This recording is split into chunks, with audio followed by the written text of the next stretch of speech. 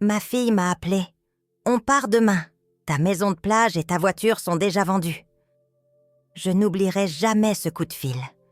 J'étais assise dans mon vieux fauteuil du salon, une tasse de thé entre les mains, quand le téléphone a vibré sur la petite table basse.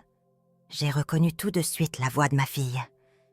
Mais ce n'était pas le ton doux que j'avais espéré. C'était sec, tranchant, presque administratif. « On part demain, maman.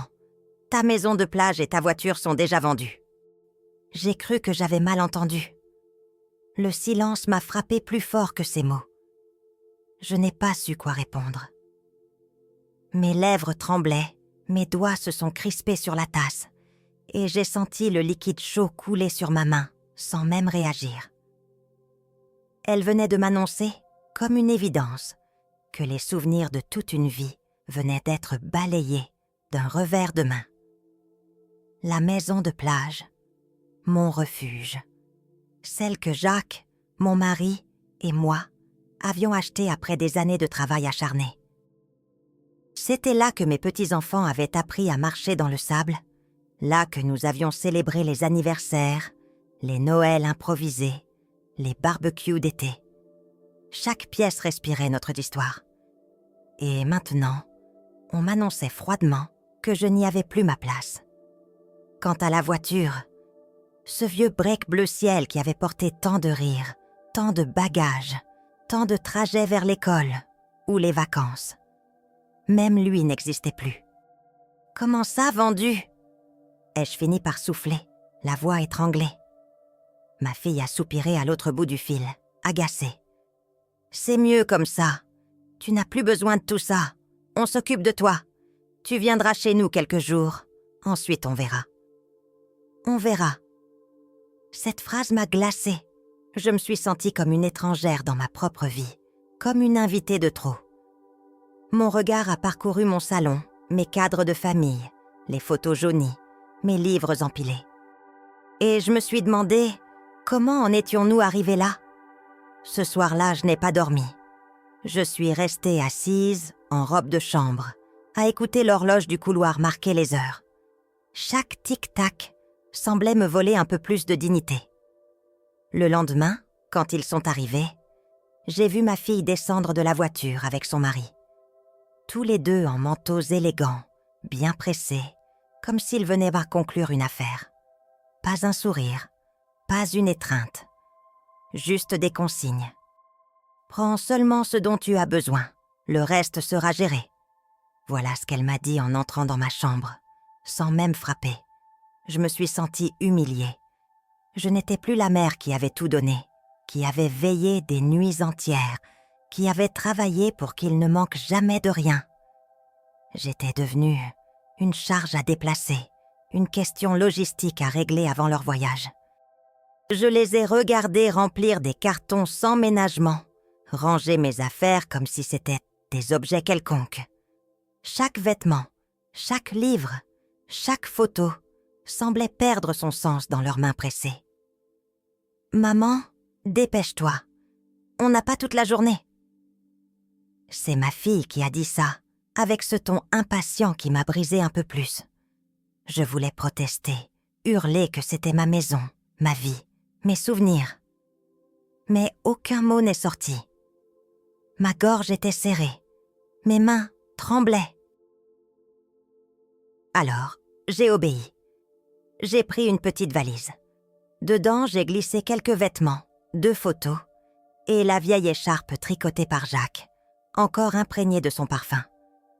C'était tout ce que j'ai pu sauver. Quand nous avons quitté la maison, j'ai regardé une dernière fois la façade blanchie par le sel, les volets bleus, le petit jardin où j'avais planté des hortensias. Le portail s'est refermé derrière nous dans un grincement. Ce son restera à jamais gravé dans ma mémoire, comme un adieu forcé. Sur le chemin, personne n'a parlé. Le silence pesait. J'entendais seulement le moteur de la voiture et mon cœur battre trop fort. À leur maison, ils m'ont installée dans une petite chambre du fond, à côté de la buanderie. Un lit simple, une armoire à moitié vide, une fenêtre qui donnait sur un mur gris. Rien à voir avec la lumière de ma maison de plage. C'est provisoire, a dit mon gendre, sans me regarder.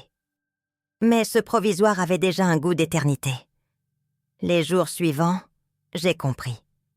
Ma fille et son mari préparaient un voyage, un départ pour l'étranger. Ils vendaient tout, liquidaient, organisaient. Et moi? J'étais une variable à caser, une responsabilité à minimiser. Un soir, au dîner, j'ai osé demander « Et après, que vais-je devenir ?» Ils ont échangé un regard, puis ma fille a répondu « Ne t'inquiète pas, on a tout prévu. » Tout prévu, sauf mon avis. Je sentais dans leurs gestes une impatience sourde, comme s'ils attendaient que je disparaisse du tableau pour que leur nouvelle vie commence. Mon cœur se serrait chaque jour un peu plus. Je voyais mes petits-enfants, absorbés par leurs écrans, à peine conscients de ma présence. Moi, qui avais été leur refuge, leur confidente, j'étais devenue invisible. Mais ce que je ne savais pas encore, c'est que dans cette mise à l'écart précipitée, un détail leur avait échappé. Un détail qui allait tout changer. Les jours passaient, lourds comme des pierres. Je me réveillais chaque matin dans cette petite chambre, avec l'odeur d'humidité et le bruit de la machine à laver en fond. Moi qui avais toujours été maîtresse de ma maison, je n'étais plus qu'une invitée tolérée dans un coin oublié. Ma fille entrait parfois, en coup de vent. « Tu vas bien ?» demandait-elle d'une voix mécanique, sans attendre vraiment la réponse. Puis elle repartait, son téléphone à la main, déjà absorbée par ses projets. Je les entendais, le soir, discuter dans le salon.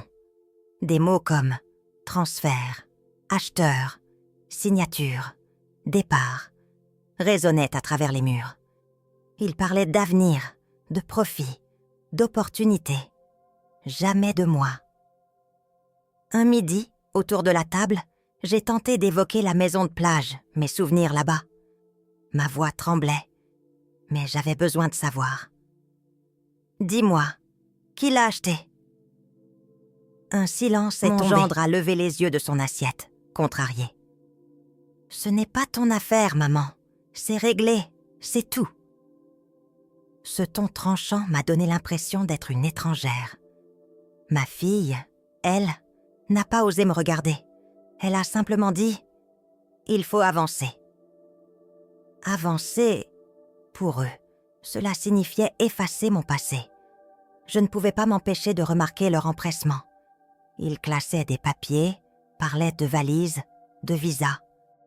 L'air était saturé de cette tension joyeuse, comme s'ils s'apprêtaient à commencer une vie brillante ailleurs.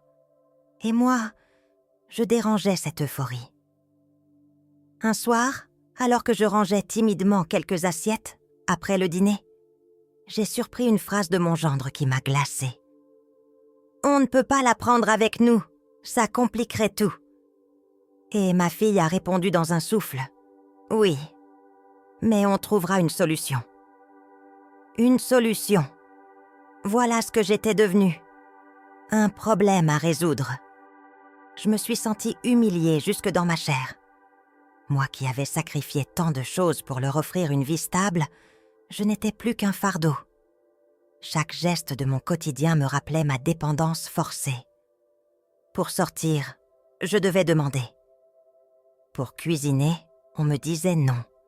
Même mes photos, mes souvenirs, restés dans ma maison de plage, m'étaient désormais inaccessibles.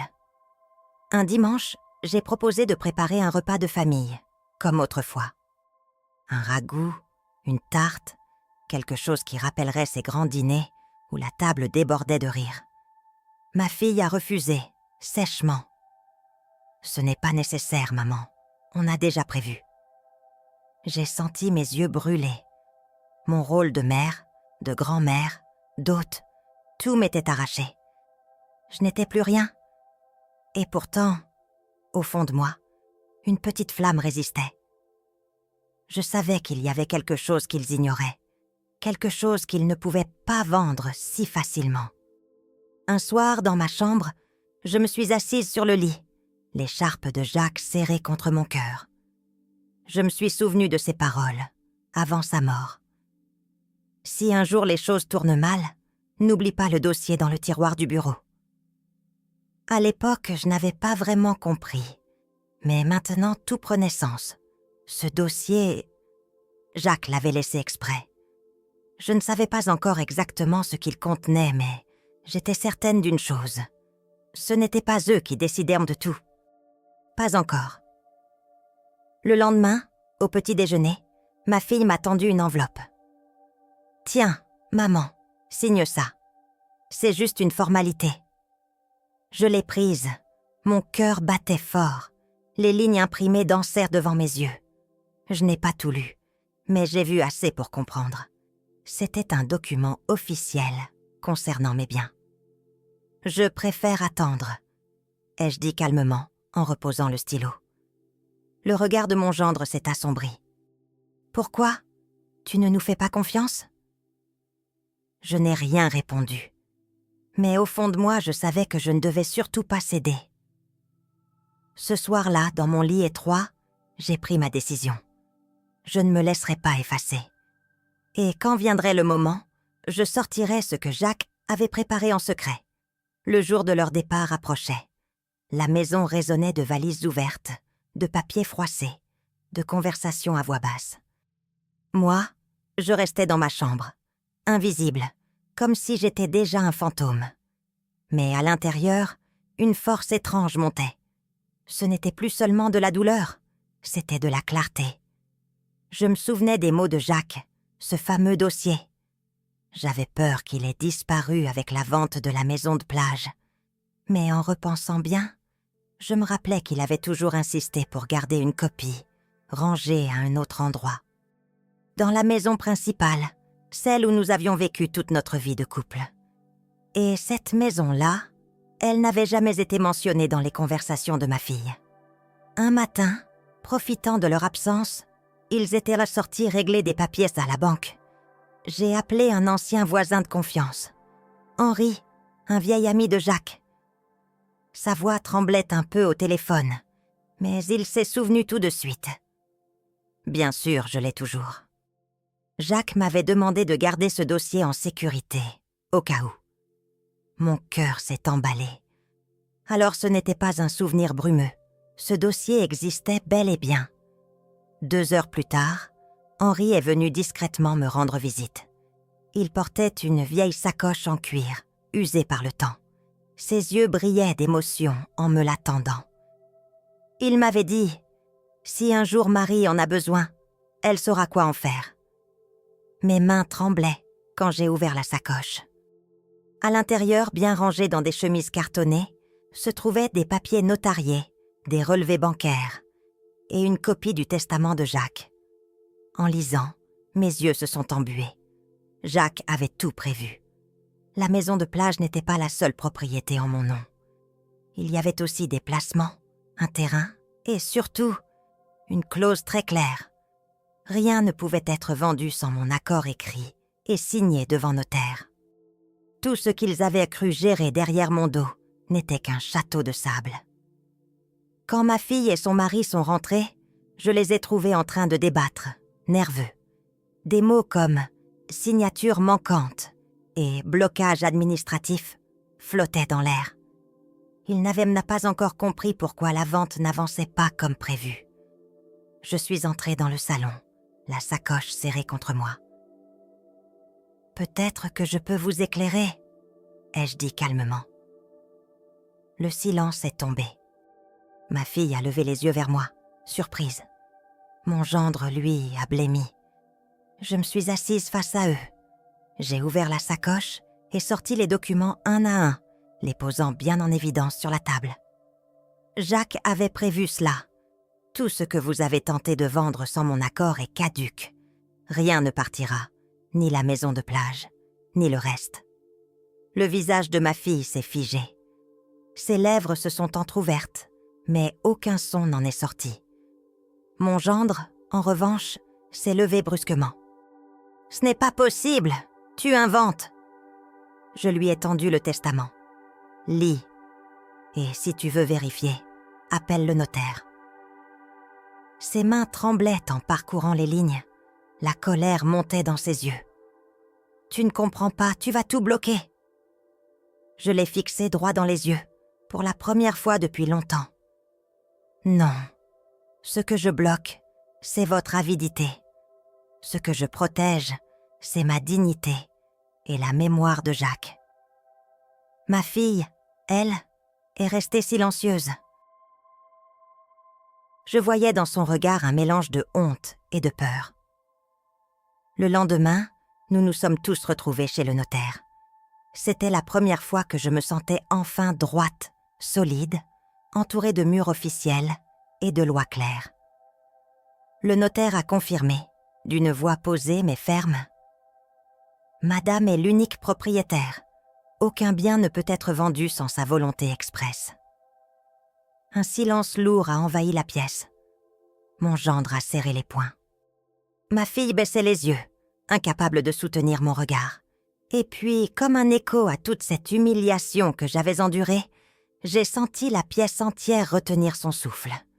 Le notaire a ajouté « Et selon les dispositions prévues par feu, monsieur, certains biens sont placés sous clause d'inaliénabilité tant que madame est en vie. Autrement dit, même une volonté future ne pourra rien changer. » C'était la victoire de Jacques. C'était sa façon de veiller sur moi, même après sa mort. À ce moment précis, j'ai vu le masque de mon gendre se fissurer. Lui qui avait tout orchestré, qui se croyait déjà maître de mon avenir, venait de comprendre que ses plans s'écroulaient. Quant à ma fille, des larmes silencieuses ont roulé sur ses joues. Elle n'avait pas prévu cela. Elle avait pensé que je plierais, que je me laisserais faire. Mais Jacques et moi avions encore notre mot à dire. Je suis sortie du cabinet la tête haute pour la première fois depuis des semaines. Le vent frais sur mon visage m'a semblé comme une caresse de Jacques, une promesse tenue. Mais je savais que la guerre n'était pas encore terminée, car une fois rentrée, l'ambiance allait exploser. Quand nous sommes rentrés du cabinet du notaire, le silence était pesant. La voiture roulait vite, trop vite, comme si mon gendre voulait fuir cette humiliation. Ma fille, à côté de lui, gardait les bras croisés, le visage tourné vers la fenêtre. Moi, à l'arrière, je serrais encore la sacoche contre mes genoux, comme un bouclier invisible. En entrant dans leur maison, il a claqué la porte si fort que les murs ont vibré. « Tu as tout gâché !» a-t-il hurlé, les yeux injectés de colère. Il parlait à sa femme, mais je savais que ces mots m'étaient destinés. Ma fille a tenté d'apaiser les choses, la voix tremblante. « Arrête !» Elle avait le droit. Il s'est retourné vers elle, furieux. « Le droit ? Tu comprends qu'on vient de perdre des mois de préparation ?» Je suis restée immobile, debout dans le couloir. Puis j'ai dit calmement « Ce que vous avez perdu, c'est l'illusion que ma vie vous appartenait. » Ma voix n'a pas tremblé. Pour la première fois depuis longtemps, je n'avais plus peur. Les jours suivants ont été tendus. On m'évitait, on murmurait quand j'entrais dans une pièce. Mais peu importait. J'avais retrouvé ma dignité. Et je savais désormais que rien ne pourrait être décidé sans moi. Un matin, ma fille est venue me voir. Elle s'est assise au bord de mon lit, hésitante. Ses yeux étaient cernés, fatigués. « Maman, je suis désolée. » Ces mots, je les attendais depuis des semaines. Mais les entendre m'a fait un drôle d'effet. Je voyais la petite fille qu'elle avait été, celle que j'avais tenue par la main, celle que j'avais protégée de tout. « Pourquoi ?» ai-je demandé doucement. Elle a baissé les yeux. « On a cru bien faire. On pensait te protéger. Mais c'était surtout plus simple pour nous. » Une larme a roulé sur sa joue. Je l'ai laissé parler. Enfin, le mur de froideur s'effritait. « Ton père aurait honte de moi, » a-t-elle murmuré. Je l'ai prise par la main. « Ton père aurait voulu que tu te souviennes de ce qu'il nous a appris. La famille, c'est le respect, pas la possession. » Nous sommes restés ainsi quelques minutes, silencieuses, main dans la main. Ce n'était pas un pardon complet, mais c'était un début. Quant à mon gendre, il n'a jamais vraiment accepté la défaite. Ses regards restaient durs, ses mots secs. Mais peu importait. Désormais, il savait que je n'étais plus sans défense. Quelques semaines plus tard, j'ai pris une décision. Je ne resterai pas dans cette chambre sombre, prisonnière de leur mauvaise humeur. Je suis retournée vivre dans ma maison principale, celle que Jacques et moi avions bâtie de nos propres mains. Le jour où j'ai franchi à nouveau son seuil, j'ai senti mes poumons se remplir d'air, comme si je respirais pour la première fois depuis longtemps. Les rideaux sentaient la poussière, le parquet craquait, mais chaque pièce vibrait de souvenirs heureux. J'ai réinstallé mes photos, mes livres, mes objets. Et surtout, j'ai accroché au mur le portrait de Jacques, celui où son sourire malicieux semblait dire « Tu as bien fait ». Les petits-enfants sont venus me voir. Au début, timides. Ils avaient senti la tension entre leurs parents et moi, mais ils n'étaient pas responsables de tout cela. Alors je les ai accueillis avec douceur, comme toujours. J'ai préparé leurs plats préférés, ressorti des jeux oubliés. Petit à petit, la maison a retrouvé des éclats de rire. Un soir d'été, nous avons même repris l'habitude d'aller à la plage. J'ai marché pieds nus dans le sable, main dans la main, avec ma petite fille. Le ciel se teintait d'orange et de rose, et j'ai senti mon cœur s'apaiser. Ma fille, elle, a fini par revenir plus souvent. Pas avec des excuses répétées, mais avec de petits gestes. Un panier de fruits, un coup de fil pour prendre de mes nouvelles, un sourire un peu gêné. Je voyais qu'elle essayait, maladroitement. Et j'ai choisi de lui laisser cette chance. Parce qu'au fond, ce que je voulais, ce n'était pas la revanche. C'était la justice, oui, mais surtout la réconciliation. Aujourd'hui encore, quand je repense à ce coup de fil, ta maison de plage et ta voiture sont déjà vendues.